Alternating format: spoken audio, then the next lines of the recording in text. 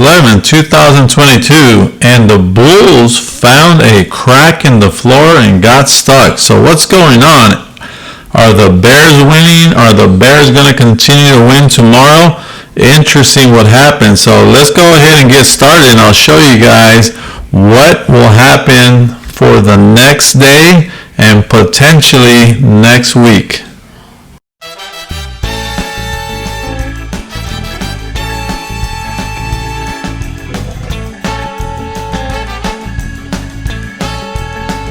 We have a news release today from the Bureau of Labor Statistics.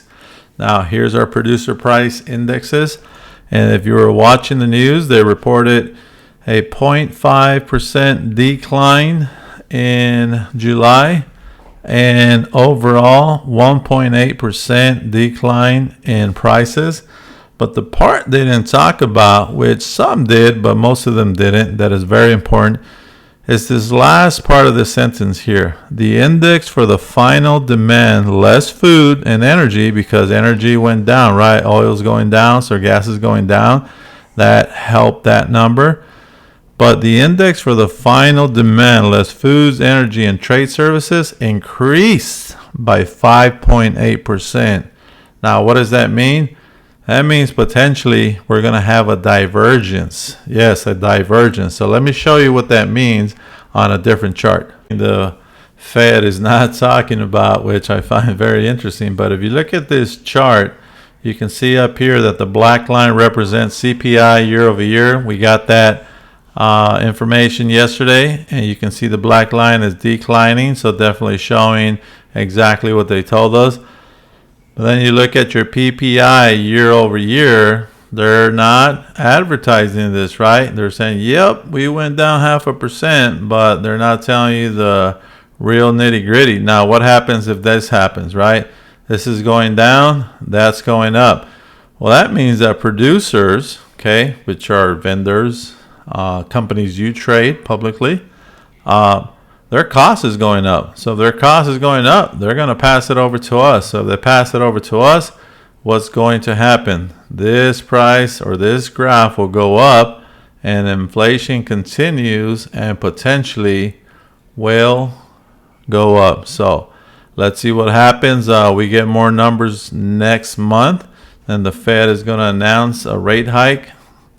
Rumor on the street is it's going to be 75 basis points. Some folks want 50 now, but 75 is what the street is saying. So if you're interested in this chart here, let me know. I'll send you a link. Also, another thing to look at here is CPI PPI divergence. You can see this blue line is declining big time compared to all the past years. So if you're trading and you want to know what's going to give the market momentum, which this really shouldn't matter, but it does because of money that's involved. But make sure you keep an eye on the divergence, and you can see in here, no matter what they say in the news, okay, retail investors look at this, and that's how they make their decisions. And potentially folks went out there and they started looking at this, and they decided to pull out in the market today, thus the decline. So but let's get into the charts and let's see what we have for tomorrow. Here we go. Let's find out what happened in the market today, August 11, 2022. Let's start with Apple. Apple actually beat its resistance line today, but at some point started losing the battle like some of the other stocks. Let me highlight that for you. So it got up to 170, about 170.98, and then ended up closing lower. So interesting that it beat the resistance but could not keep going. So let's find out why. All right, Amazon, same thing. Amazon just kind of beat its head on the top of this, or I'm sorry, the bottom of this resistance. So if I highlight it, you can see how many times Amazon has tried to get past this area and still can't make it. And then we'll look at Microsoft. Microsoft, we have the same thing, right? So all of tech can't get past this point. Now remember, for some of them, this point is the 200-day EMA average or EMA. And here we have Tesla. So Tesla, interesting one, right? So we have it in a channel here, and you can see that the channel, okay, is actually showing Tesla hit the top there, and now is testing the midline. So the midline, once it breaks that, usually is going to go down for a little while. So potentially you can see Tesla drop tomorrow. But again, news changes everything. Elon's got a lot of stuff going on. Rumor was today Elon was selling more stock. So who knows? Just keep an eye on the regression channel and see if it continues on a downtrend. Now, I want to show you something here. So a lot of people are thinking the market is good, we're turning, we found a bottom. Okay, I'm not convinced until I see the top of the stock here, and then I look at the first resistance, then I have another resistance here. Okay, until Tesla gets past this line, I am not going to go long. So that's just me, but I'm just giving you my opinion, my advice. Be careful if you're trading Tesla and some of these other stocks before you decide to go long. Google's still stuck in this bearish rectangle. It got out for a little bit, poked his head out, but still has not made a big move. So keep an eye on that.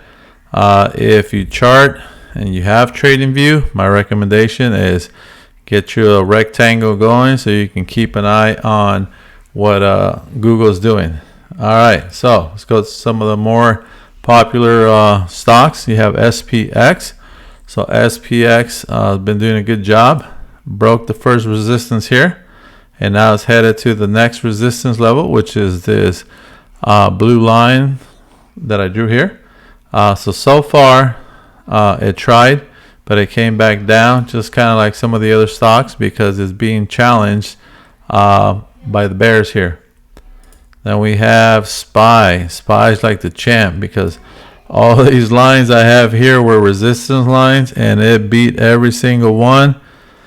And here it beat a major point, and now it's about to challenge the next point, which is right up here around the 429 level. Okay, now I wanted to show you guys something here. We do have a resistance line here, and it's getting close. So SPY might challenge. We'll see tomorrow. Again, let's see what the news says. Now, QQQ, same thing as SPY. It beat its resistance, and now it's challenging this next resistance. Now, I drew a resistance trend line here, and I want to show you guys something. I left it there so you can see something that most traders don't really look at, and that is that this one is incorrect. Okay, so I want to show you what an incorrect downtrend resistance line looks like. Okay, so this is the top part, okay, of the trade. So that's where that resistance line should start.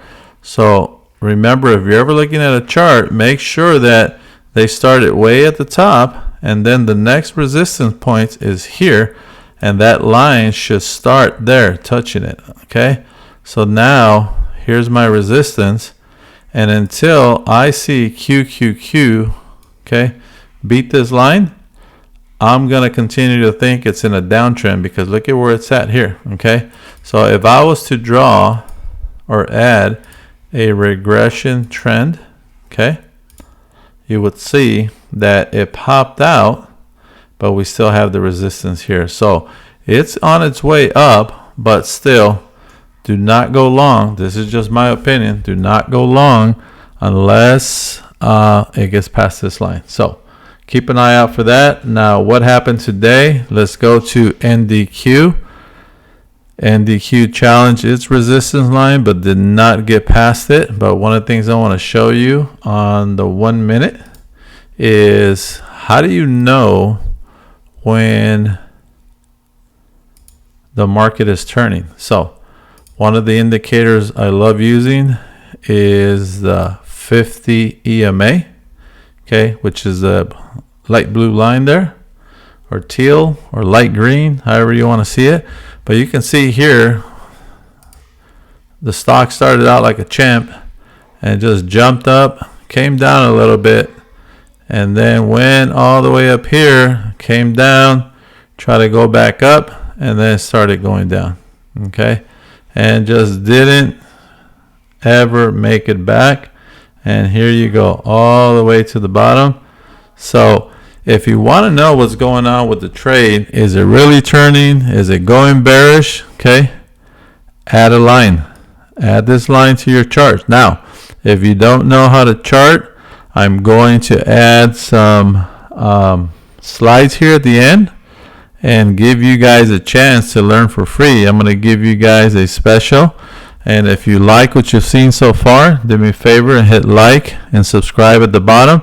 And in the description, you're going to have a link to start your journey on how to understand all this stuff so you can make good trades. If you want to enter a trade and exit a trade, okay, you have to know when it's going down, because if you got in here and you think it's going up and then you go all the way down here, that can be very costly. Now, one of the things that you will learn if you sign up is what we call a head and shoulders. Now, if you wanted to know what is a head and shoulders, okay, go ahead and join the group. But I'm going to show you here on the 1 minute.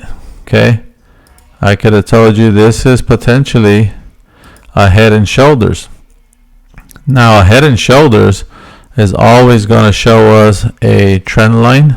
Okay, and so when I look at this trend line and I see, okay, or neckline, I'm sorry, the neckline is there, and then I take the top of the head all the way to the bottom of the trend line, and then I say, okay, let me look at where it crossed the neckline, and I can tell you, well, it's going to go down about that far.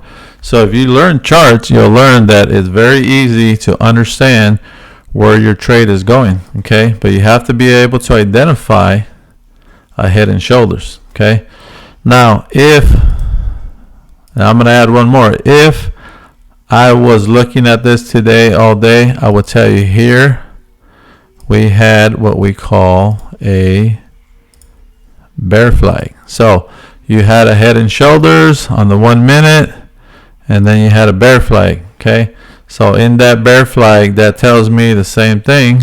Okay, I take the length of the bear flag and I add it to where it dropped, and I can tell you the stock is potentially going to go down that far, and sure enough, there it went, right? So there's a lot of things that can help you when you're entering and exiting. Okay, the number one thing is you learn all of this. Okay, it doesn't take a long time to learn this, and then you be patient and chart your trades out so you understand what's happening with it. The first thing, if you don't want to chart, you can just watch your moving average and see the moving average told you right there, cross. So that's a strong move on the 50 EMA. So anyways, I'll add some stuff here after, so you guys want to join. I'll show you how to join. I'll show you the website. So hang out for a sec, and here it comes. It is bullringtrading.com. When you get to the home page, you're going to see a little tab here that says teach me. Okay, and we'll teach you 5 main types of trading that's available for technical traders, which is what we were just doing. Click on the tab, and you can go through in detail the different types of trading. And now, once you get to the bottom, if you like it and you want to join for 30 days for free, go ahead and send an email here to me. Send me your email, subscribe, and I'll send you some links. I'll send you some videos, starter videos, and then we'll get you going. Now, you also have the link here on YouTube on the description. Okay, so feel free to click there. If not, just come over to our page and we'll go ahead and get you going. So again, what's going to happen tomorrow? We'll find out. News changes everything, but charts don't lie. So right now, my feeling is bearish. I think the bulls will fight again, but I think the bears will win. So keep an eye out for tomorrow. And if you're in one of the rooms, I will definitely let you know when the market is moving up or moving down. because I'm watching different indicators that'll help you with that. So I hope you enjoyed this video. And again, if you liked it, click like and subscribe, and we'll see you tomorrow.